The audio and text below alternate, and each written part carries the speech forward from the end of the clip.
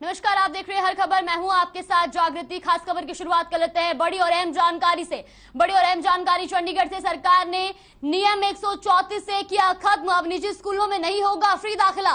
तो बता दें कि निजी स्कूल में 10% सीटें होती थी फ्री और आर्थिक रूप से कमजोर बच्चों को सरकार दिलाएगी दाखिला। आरटीई के तहत 25% दाखिला दिलाएगी सरकार। आरटीई यानी राइट टू एजुकेशन के तहत अब सरकार 25% दाखिला स्कूलों में दिलवाएगी। तो आपको बता दें कि ये सरकार ने नियम 134 को खत्म कर दिया है और अब निजी स्कूलों में फ्री दाखिला नहीं होगा।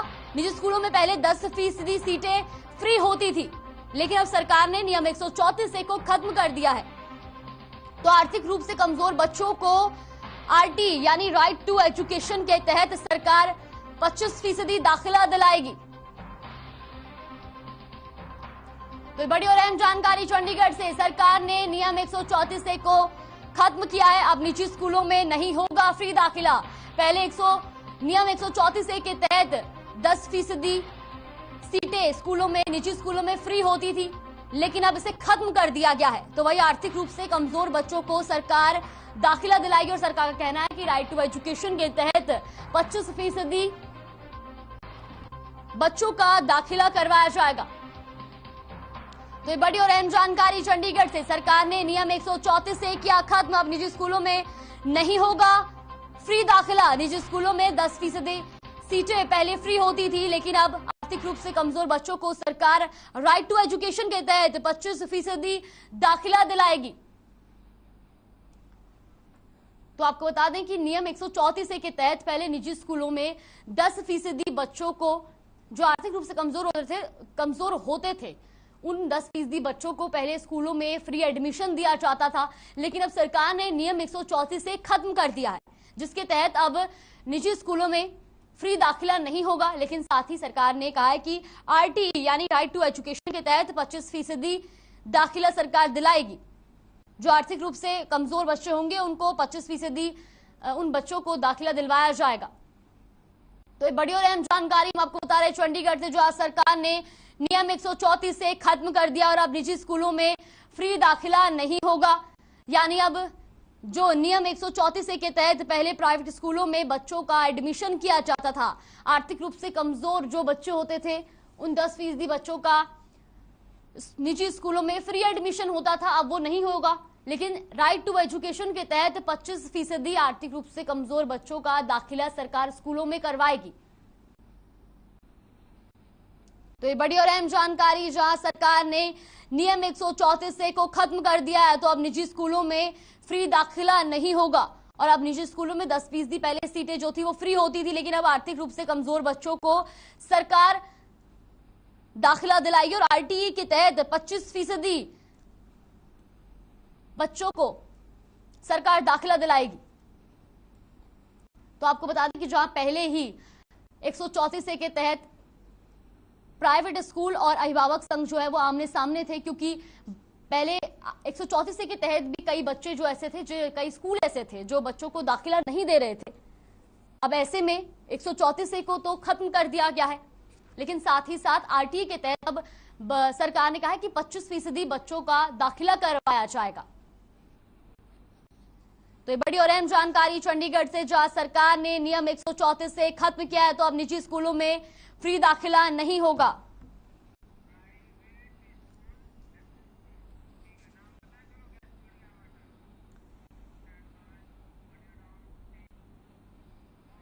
वहीं इसी खबर पर हमारे साथ बातचीत करने के लिए प्राइवेट स्कूल एसोसिएशन के प्रेसिडेंट जुड़ गए हैं, कुलभूषण शर्मा जी। सर, सबसे पहले तो बहुत बहुत स्वागत है आपका हमारे इस कार्यक्रम में। धन्यवाद जागृति जी। जी सर, सबसे पहला सवाल मैं यही कहना चाहूंगी कि आप इस फैसले को आप किस तरह से देख रहे हैं?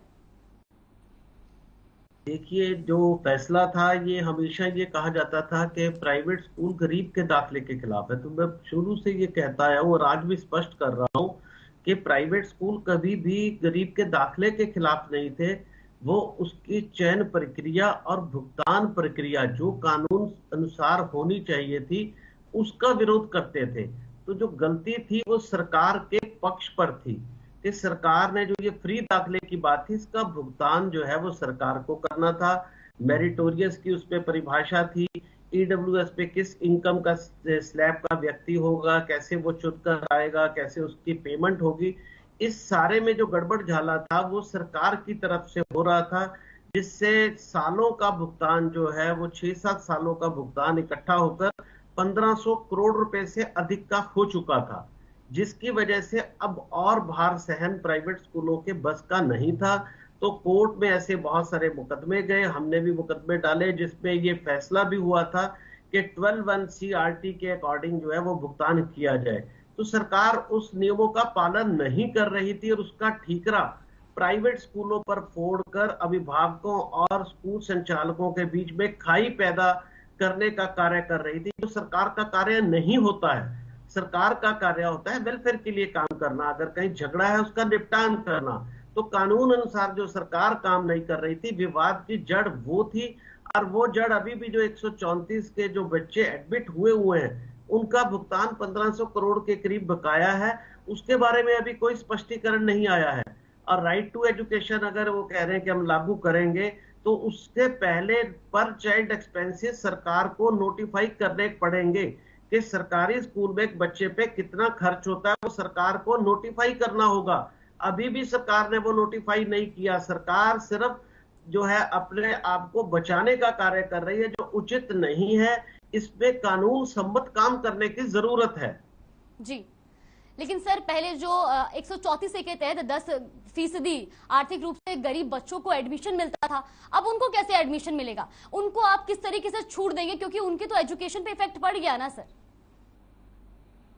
देखिए, ऐसे है कि जो 10% की बात थी, अब सरकार कह रही है कि हम राइट टू एजुकेशन लगाएंगे जी, उस पे 25% की बात हो रही है जी। और हम तो जो हमारा नेशनल इंडिपेंडेंट स्कूल अलायंस है, ये तो पक्षधर है डायरेक्ट बेनिफिट ट्रांसफर का, कि देश और प्रदेश के हर बच्चे को 3,500 रुपया प्रति माह दिया जाए।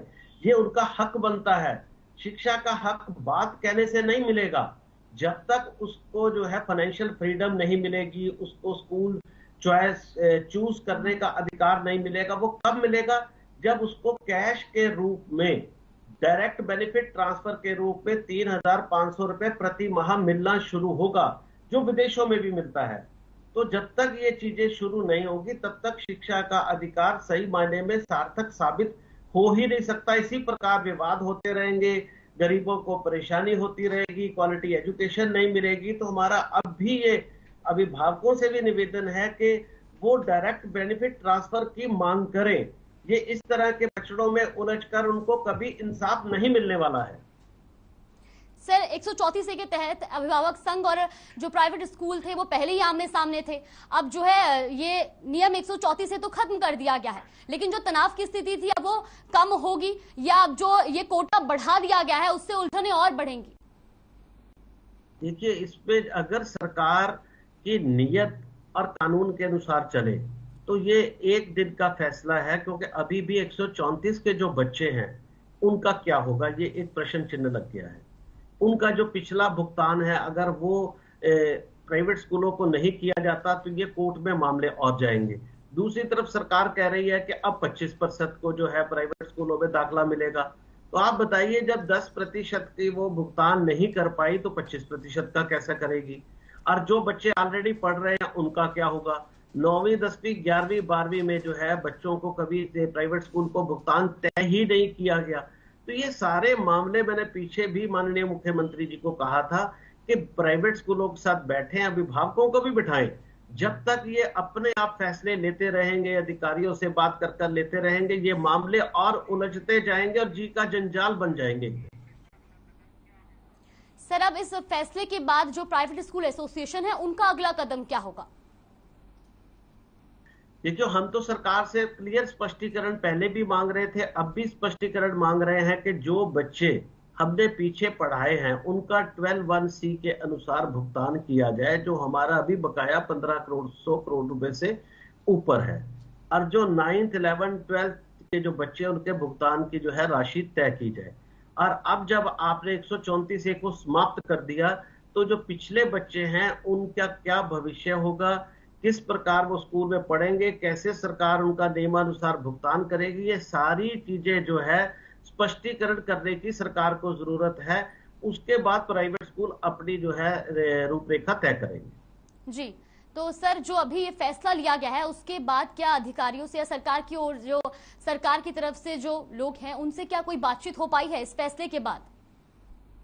नहीं, फैसला तो ये कल ही हुआ है। इससे पहले हमारी कई बार बातचीत चली है, लेकिन अभी भी कहीं पर इन चीजों का स्पष्टीकरण सा होता हुआ नजर नहीं आ रहा। ये सरकार को, जैसे मैंने कहा कि पर चाइल्ड एक्सपेंसेस, इसकी नोटिफिकेशन करनी चाहिए कि हरियाणा में एक बच्चे पर सरकारी स्कूल में कितना खर्च आता है, नंबर 1।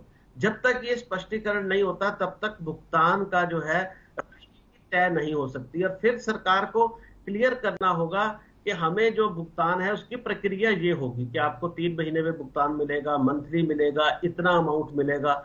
उस पर बिल्कुल क्लैरिटी, स्पष्टता और नियत जो है बिल्कुल साफ अगर नहीं होगी तो ये मामले उलझे ही रहेंगे, अनसुलझे रह जाएंगे। जी सर, जब नियम 134 ए था तब जो 10% कोटा था उसमें ही बच्चों का पूर्ण रूप से एडमिशन नहीं हो पा रहा था। कई स्कूल ऐसे थे जिन्होंने एडमिशन नहीं दिया था। अब आरटीई के तहत 25% बच्चों का एडमिशन होना है। अब इसमें जो है कोऑर्डिनेशन कैसे बैठेगा? देखिए, आपकी बात सही है कि 10% का दाखिला क्यों नहीं हो पाया था जागृति जी। 6-7 साल से प्राइवेट स्कूल दाखिला कर रहे थे, लेकिन सरकार नियमों का पालन नहीं कर रही थी। जिसको पालन करवाना था वो खुद पालन नहीं कर रही थी। 1 साल अगर बच्चे पढ़े तो उनका 3 महीने के बाद भुगतान होना चाहिए था। भुगतान की राशि तय होनी चाहिए थी। ना राशियां जल्दी तय की गई, ना सही तय की गई, ना सही तरीके से भुगतान किया गया। तो वो 6-7 साल का पूरा जो है एक लंबा पीरियड जो है सरकार की तरफ से जो है वो अनिश्चितता के माहौल में जो है खराब किया गया। पेमेंट्स नहीं की गई, कानून की पालना नहीं की गई, जिससे अब आखिरकार स्कूलों ने दाखिला देने से इनकार ही कर दिया। ऐसी स्थिति आ गई। तो इस सबके लिए जिम्मेदार अगर है तो सरकार, और इसका एकमात्र हल है जागृति जी, वो है डायरेक्ट बेनिफिट ट्रांसफर, कि पेरेंट्स को 3500 रुपए प्रति माह जो है डायरेक्ट उनके खाते में डाले जाए, और कोई रास्ता नहीं। अदरवाइज ये इस तरह की उलझने चलती रहेंगी, सरकार उलझाती रहेगी, प्राइवेट स्कूल और अभिभावकों को इसी प्रकार लड़ाती रहेगी। जी सर, नियम 134 के तहत अब तक जो एडमिशन हुए हैं या कुछ एडमिशन जो है होने थे, अब उन बच्चों के भविष्य का क्या होगा? उसके लिए अब जो प्राइवेट स्कूल एसोसिएशन है वो क्या कुछ कदम उठाएगी? क्योंकि कुल मिलाकर बच्चों के भविष्य के साथ ही नुकसान हो रहा है। तो अब क्या कदम होगा आपका आगे? देखिए, सबसे पहले भविष्य की जिम्मेदारी चुनी हुई सरकार की है जी, जिसने इस प्रक्रिया को जन्म दिया, जिसने इस नियम को बनाया और लोगों को कहा कि आपको जो है वहां पर पढ़ाया जाएगा और हम प्राइवेट स्कूलों को भुगतान करेंगे। ये किसने किया? ये सरकार ने किया। अगर इस पे कोई भी कमी आती है, बच्चे को भविष्य के साथ खिलवाड़ होता है, उनका भविष्य कहीं उलझता है, तो उसकी जिम्मेदार सिर्फ और सिर्फ हरियाणा सरकार होगी। इसलिए उनको नियमों के अनुसार, जो नियम बनाए हैं उनके अनुसार चलना चाहिए, उनके अनुसार भुगतान करना चाहिए, उनके अनुसार दाखिला प्रक्रिया करनी चाहिए। अगर वो ये सब कुछ सही करते हैं तो फिर कोई उलझन रहेगी नहीं। तो भविष्य का जो भी इस समय जिम्मेदारी होगी बच्चों की, वो सिर्फ और सिर्फ हरियाणा सरकार की होगी। जी सर, जब आरटीई के तहत 25% बच्चों को एडमिशन मिलना है, उस पर अब कैसे अमल किया जाएगा और आगे आप सरकार से इसमें इस मसले को लेकर के क्या बातचीत करने वाले हैं? क्योंकि अब पहले जब 10% बच्चों को एडमिशन मिलने में दिक्कत होती थी और प्राइवेट स्कूल एसोसिएशन का भी साफ तौर पर यह आरोप था कि भुगतान समय से नहीं होता है। अब 25% बच्चों का एडमिशन होना है, वो कैसे मैनेज होगा? देखिए, हम अभी भी कह रहे हैं कि प्राइवेट स्कूल नियम पालन करने के लिए तैयार है। नियम की पालना करवानी किसने होती है? सरकार ने। सबसे पहले उस नियम के अनुसार सरकार ने चलना होता है, क्योंकि नियम उन्होंने ही बनाए होते हैं। उन्होंने आरटी में ये नियम बनाए हैं कि जो सरकारी स्कूल पे एक बच्चे पे खर्च आता है और जो प्राइवेट स्कूल की फीस होगी, विच एवर इज लेस, जो उनमें से कम होगी, उसका भुगतान हरियाणा सरकार को करना है। तो सर्वप्रथम हरियाणा सरकार को पर चाइल्ड एक्सपेंसेस डिक्लेयर करने होंगे, नोटिफाई करने होंगे। तो सरकार की अगर नीयत सही है, गरीब बच्चों के प्रति सही है, जो उन्होंने नियम बनाए हैं उनकी वो पालना करना चाहते हैं, तो सबसे पहले वो पर चाइल्ड एक्सपेंसेस डिक्लेयर करें। जी सर, बहुत बहुत शुक्रिया आपका हमारे साथ जुड़ने के लिए और इन तमाम बातों पर हमारे साथ बातचीत करने के लिए और साझा करने के लिए।